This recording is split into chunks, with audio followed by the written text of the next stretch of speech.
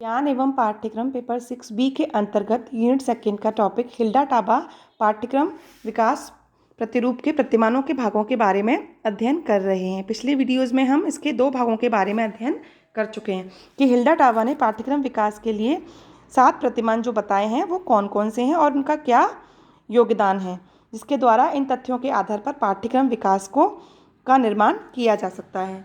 तो पिछले वीडियोज़ में हम आवश्यकताओं की पहचान के बारे में हम अध्ययन कर चुके हैं।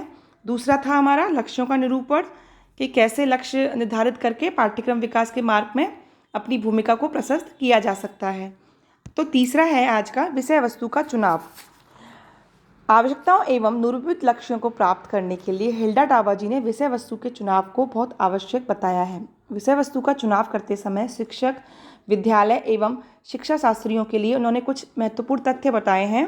जैसे विषय वस्तु का चयन करते समय मनोवैज्ञानिक सिद्धांतों का अनुकरण अनिवार्य रूप से करना चाहिए।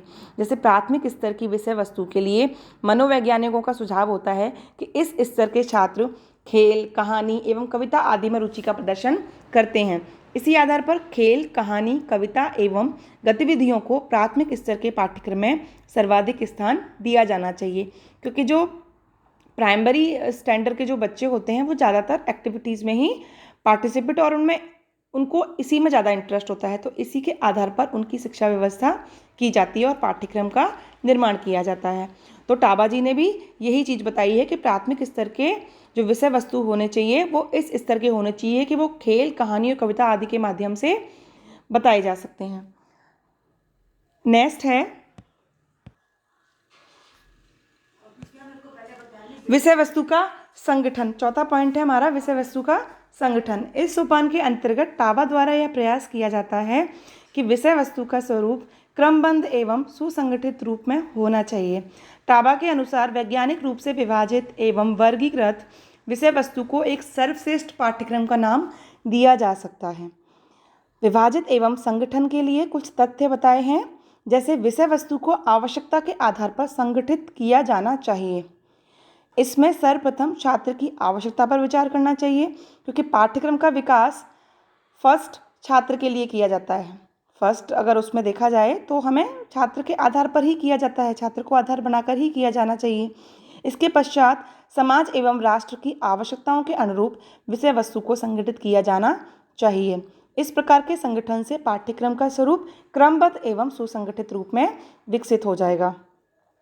दूसरा इसमें बताया है कि विषय वस्तु के संगठन में उद्देश्यों के निर्धारण किए जाने के क्रम को भी ध्यान में रखना चाहिए, जो भी उद्देश्य छात्र, समाज एवं राष्ट्र के लिए प्रथम अवस्था में या महत्वपूर्ण रूप में निर्धारित किए जाएं, उन उद्देश्यों की पूर्ति के लिए विषय वस्तु का चयन एवं संगठन प्रथम अवस्था में होना चाहिए। इसके उपरांत ही उद्देश्यों की आवश्यकता एवं उपयोगिता के आधार पर विषय वस्तु का संगठन किया जाना चाहिए।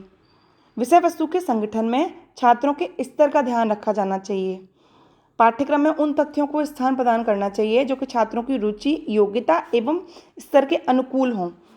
जितने भी फ्रैंकलिन बोबिट और हिल्डा टाबा और रॉल्फ टायल इन्होंने जो भी पाठ्यक्रम विकास के स्वरूप या तथ्य बताए हैं, उसमें सबसे पहले यही चीज़ ध्यान में रखी है कि छात्रों की रुचि, योग्यता और स्तर के अनुकूल पहली चीज़ों को वरीयता दी जाए, इनको वरीयता दी जाए, ताकि क्योंकि हम जो पाठ्यक्रम निर्माण करते हैं उसका आधार छात्र होते हैं।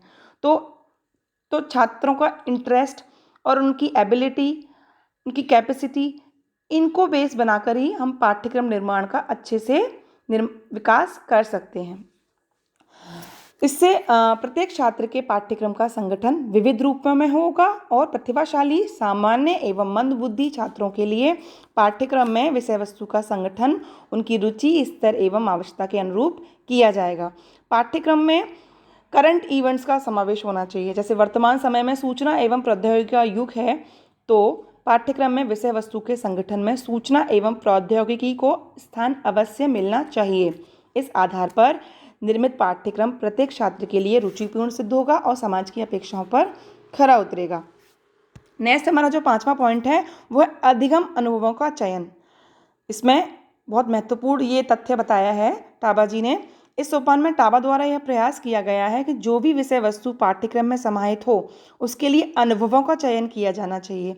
ये अनुभव छात्र, शिक्षक, शिक्षा शास्त्रियों, मनोवैज्ञानिकों एवं अभिभावकों आदि के लिए हो सकते हैं, क्योंकि सीखना एक व्यापक एवं निरंतर चलने वाली प्रक्रिया है। खाली पाठ्यक्रम से संबंधित सीखना नहीं है, आजीवन सीखने की प्रक्रिया चलती रहती है। मनोविज्ञान में बताया गया है कि सीखना जो होता है, लर्निंग प्रोसेस होता है, वो लाइफ टाइम होता है। तो पाठ्यक्रम विकास के जो अधिगम अनुभव हैं उनके कुछ तथ्य बताए हैं। जैसे सर्वप्रथम पाठ्यक्रम में छात्रों के अनुभवों एवं गतिविधियों पर ध्यान देते हुए उनको स्थान प्रदान करना चाहिए, क्योंकि छात्र स्वयं अपनी अधिगम एवं विषय वस्तु को आत्मसात करने की आवश्यकता को समझ सकता है कि उसे क्या सीखना है और क्या उसको अपने अनुकूल, अपनी आवश्यकता के अनुकूल आत्मसात करना है। इसके लिए वह प्रयास करेगा और उसके अनुभव और अन्य छात्रों के लिए मार्गदर्शन का कार्य करेगा। अतः छात्रों के महत्वपूर्ण एवं उपयोगी अधिगम अनुभवों को पाठ्यक्रम में स्थान मिलना चाहिए। इससे पाठ्यक्रम का विकास सर्वश्रेष्ठ होगा। दूसरा, शिक्षक द्वारा जब किसी विषय का जो टीचिंग कराया जाता है, समय से दिया जाता है, उसको भी छात्रों के संदर्भ में एवं पाठ्यक्रम के संदर्भ में विशेष प्रकार के अनुभव होते हैं। इसके साथ साथ शिक्षक भी कभी विद्यार्थी रहा होता है, तो उसके भी विद्यार्थी के रूप में कुछ अनुभव होते हैं, तो उनको आधार बनाकर भी पाठ्यक्रम में उनको स्थान देना चाहिए। विविध प्रकार के जो शिक्षा शास्त्री होते हैं वो भी उनके अनुभव होते हैं, तो उनको भी पाठ्यक्रम में स्थान देना चाहिए, जिससे छात्रों के लिए उच्च स्तरीय, सरल एवं अनुभव आधारित अधिगम उपलब्धियां प्राप्त होती हैं और पाठ्यक्रम का स्वरूप समसामयिक एवं उपयोगी रूप में विकसित होता है। पाठ्यक्रम में मनोवैज्ञानिकों के अधिगम अनुभवों को भी उचित स्थान प्राप्त होना चाहिए, जैसे थार्नडाइक, पावलाव एवं अन्य मनोवैज्ञानिक द्वारा छात्रों के अधिगम के संदर्भ में जो भी अनुभव हैं उसको आधार बनाकर ही पाठ्यक्रम अधिगम गतिविधियों का निर्माण किया जाना चाहिए। इस प्रकार पाठ्यक्रम का स्वरूप छात्रों की योग्यता, रुचि एवं स्तर के अनुकूल विकसित होना चाहिए और उनका विकास पूर्ण रूप से होगा। पेरेंट्स के अनुभवों के आधार पर भी यहाँ अधिगम गतिविधियों का चयन किया जा सकता है। पेरेंट्स अपने बच्चों को विविध प्रकार की अधिगम जो लर्निंग एक्टिविटीज़ होती हैं उनको देखते हैं, करते हुए देखते हैं, तो यहाँ उनकी भी वो भी सीखने की प्रक्रिया का सामना कर चुके होते हैं। तो दोनों ही परिस्थितियों में पेरेंट्स के जो अनुभव होते हैं, एक्सपीरियंस होते हैं, वो भी उपयोगी सिद्ध हो सकते हैं। अतः अनुभवों को भी पाठ्यक्रम में स्थान प्राप्त करना चाहिए। तो इसलिए यहाँ अधिगम अनुभवों, जिसमें आपके छात्र, शिक्षक, शिक्षा शास्त्री, मनोवैज्ञानिक, पेरेंट्स, ये 5 जो आधार हैं, उनको आधार पर, उनके अनुभवों के आधार पर पाठ्यक्रम में इनको स्थान देना चाहिए, जिससे पाठ्यक्रम बहुत ही प्रभावी रूप से विकसित हो पाएगा। अब जो हम आज के लिए इतना है, जो अगले वीडियोज़ में जो 2 पार्ट हैं उनके बारे में हम अगले वीडियोज़ में चर्चा करेंगे कि क्या है। छठा बताया है अधिगम अनुभवों का संगठन। यहाँ अभी बताया पहले चयन करना चाहिए अधिगम अनुभवों का। छठा जो भाग बताया है इन्होंने, टाबा जी ने, अधिगम अनुभवों का संगठन कैसे होना चाहिए। और 7वां जो पॉइंट बना है वो है मूल्यांकन।